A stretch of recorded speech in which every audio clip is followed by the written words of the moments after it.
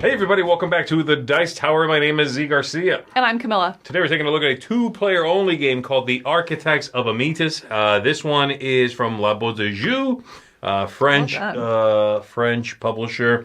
For two players, like I said, about 30 minutes. And in it, you are going to be drafting tiles, putting out workers, taking tiles, putting them in your own area, trying to score victory points, and doing a little bit of a tic-tac-toe thing on the central board for bonuses. Let me go ahead and show you what the game looks like. We'll come on back. We'll tell you what we think.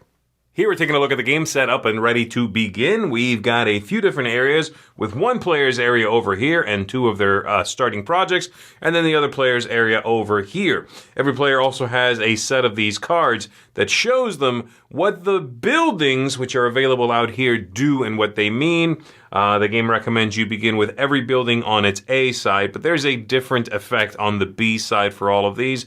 So everybody has a reference area of sorts. You can look at these and find out what these buildings do and how they score. So the players are going to be taking turns deploying workers to this area out here, taking those buildings, placing them in their own area and scoring victory points down here.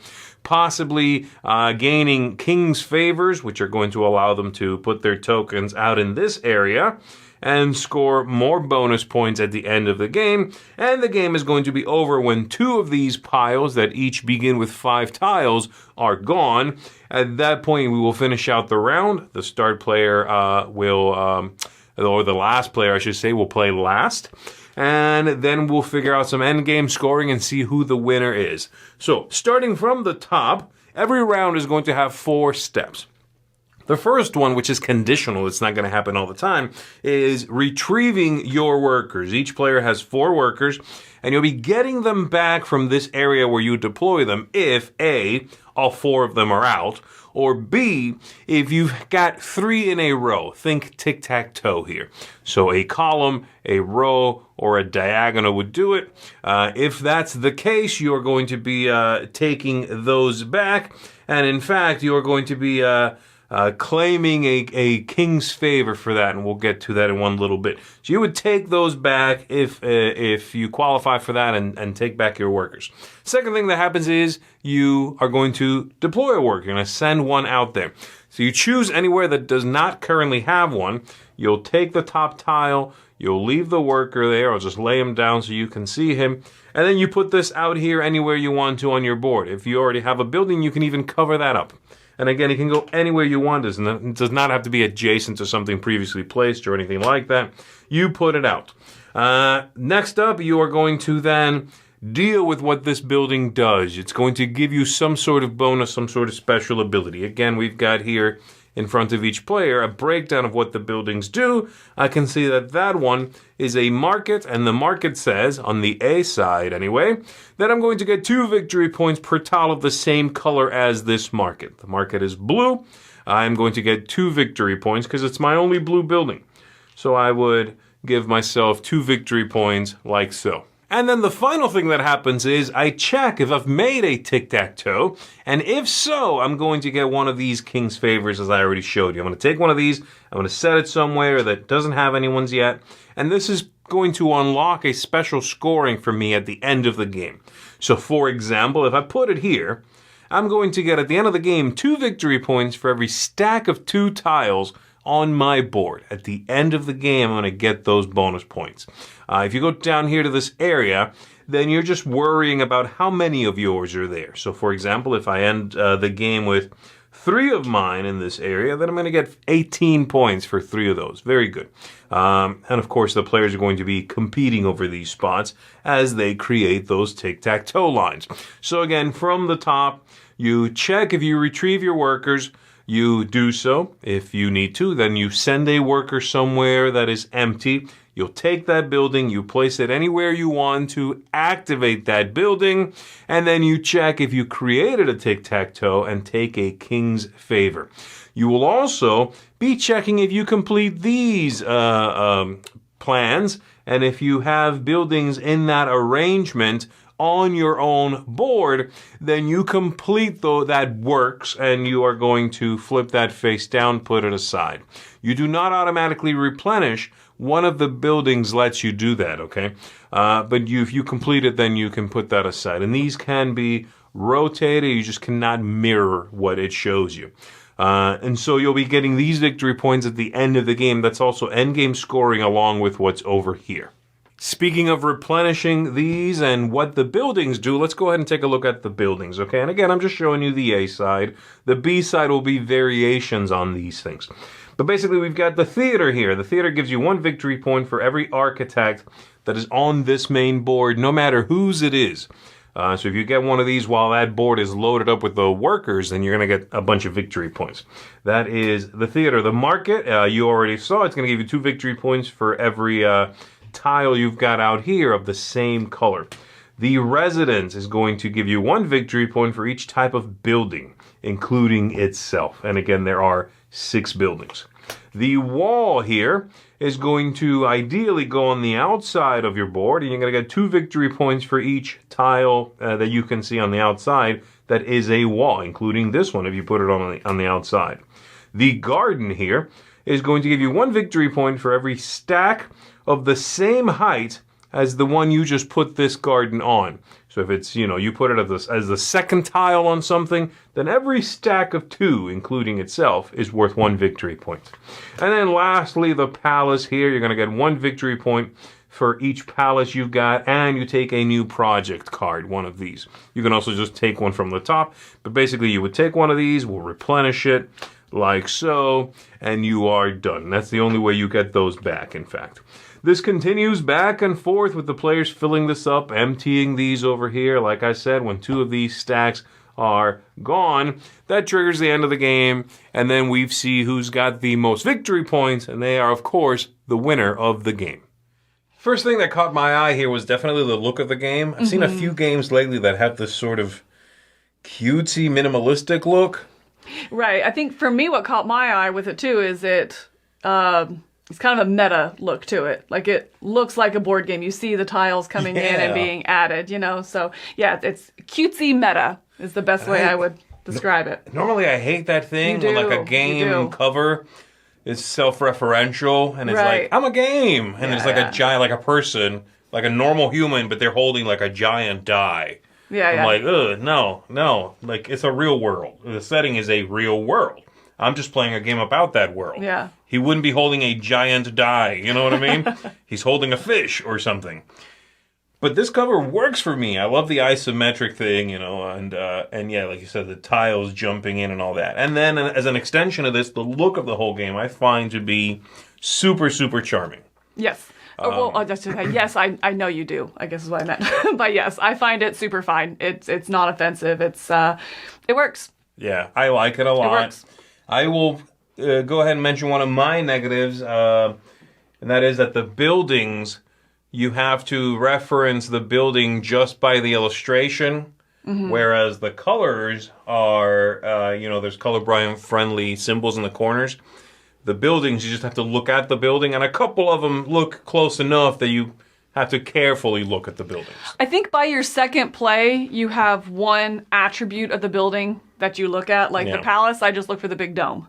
Sure. I forget what it's called, the market, I think. I just see as they're multicolored tops, something like that. If there's one thing for that quick reference, my big negative for it is I still have to reference the cards for what that building does. Yeah. There's 6 different buildings. They all do something differently. They score different when you place them.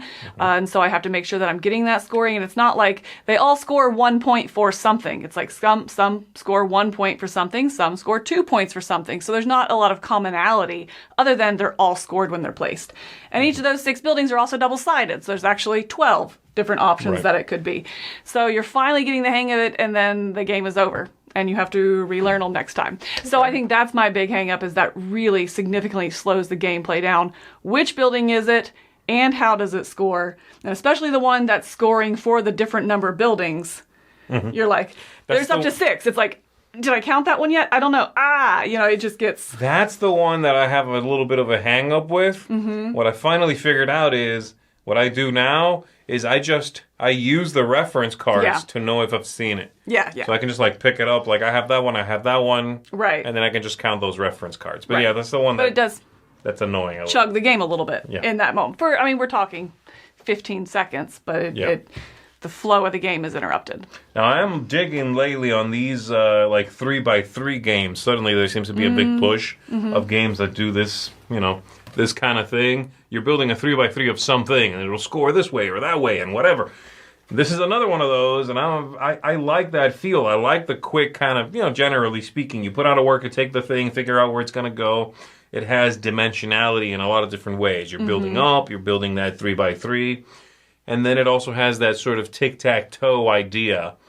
So it's a little, while I consider it to be a fairly simple game, there's a few different mechanisms here vying for your attention that I wouldn't necessarily consider to be, not compatible, but like I wouldn't have immediately thought to combine these things. Okay. I like that. How do you feel about that idea of the tic-tac-toe meets the city building? There's sort of some ideas running at each other a little bit. Yeah, I find it to be a little distracting in the gameplay. Honestly, I think the tic-tac-toe, for me, gets in the way because ultimately I know it's there and I consider it, but then I'm always going to take the building that works best for me.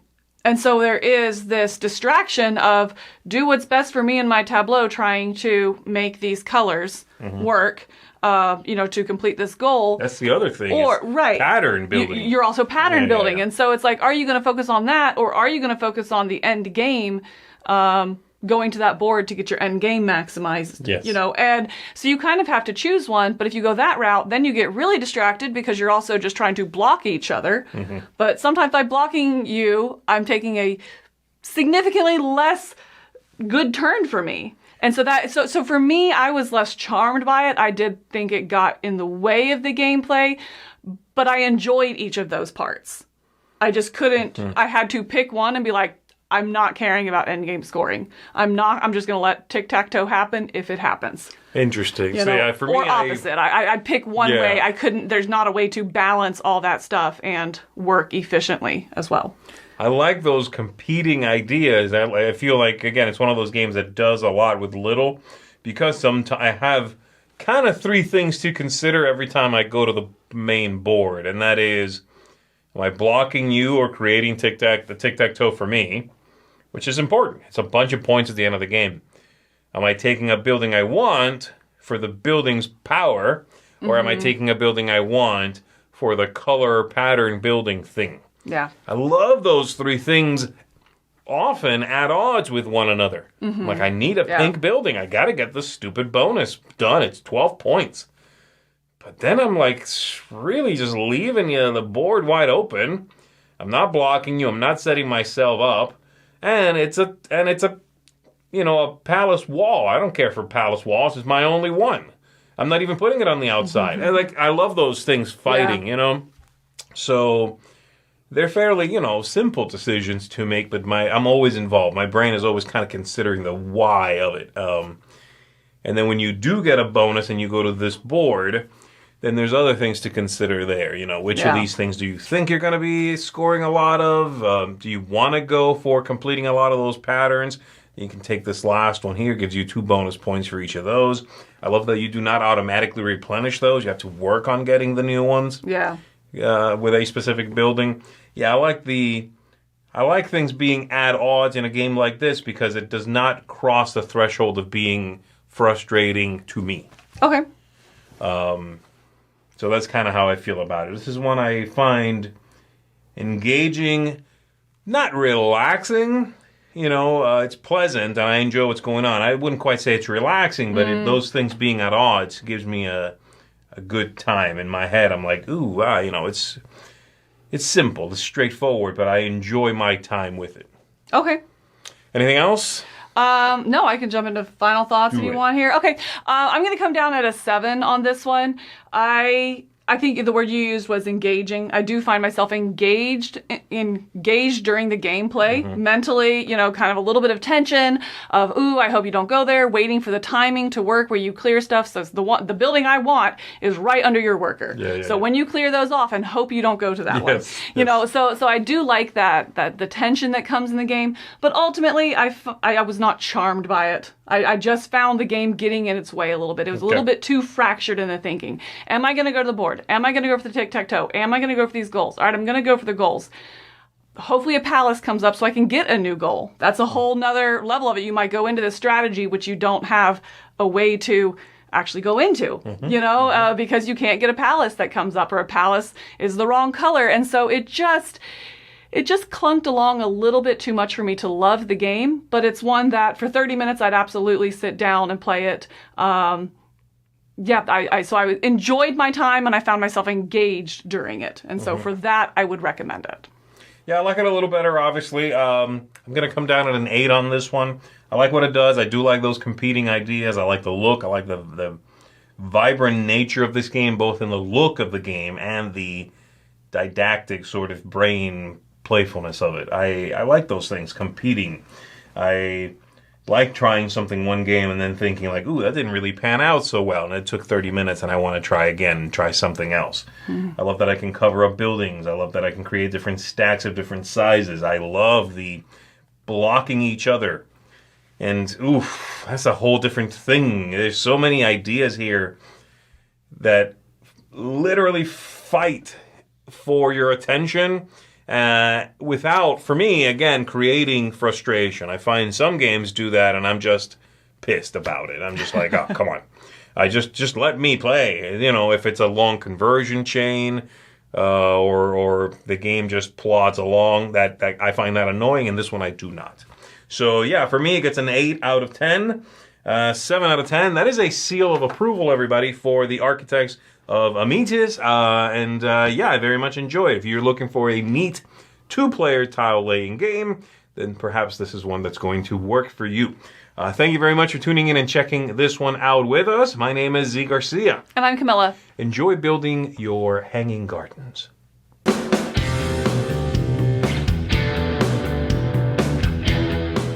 Hey everybody, thanks for watching another video from the Dice Tower. Hey, you want to learn more about us, communicate with us? We have a Facebook group, we have a Discord channel, lots of different ways to get involved with the Dice Tower. You can find that in our Linktree link below. So just click that, it will take you and you can communicate with us on Facebook, join our Facebook groups. There's lots of cool things that you can find and become part of the Dice Tower. Thanks so much for watching. I'm Tom Bassel.